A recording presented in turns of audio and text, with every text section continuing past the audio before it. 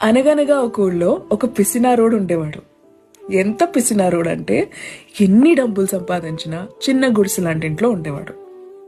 Bedsheets కూడా మార్చేవాడు కాదు, అరిగిపోయే వరకు వాడేవాడు. ఉద్యోగానికి కూడా నలిగిపోయిన బట్టలు వేసుకుని వెళ్ళేవాడు, ఇస్త్రీకి డబ్బులు మిగిల్చాలని. వయసుకు వచ్చినా పెళ్లి చేసుకోలేదు, ఎందుకంటే పెళ్ళం వస్తే మళ్ళీ ఖర్చులైపోతాయి, పిల్లలు పుడితే ఇంకా ఖర్చులైపోతాయని. అలా జీవితాన్ని బ్రతికేస్తున్నాడు. 45 ఏళ్ళు వచ్చాయి.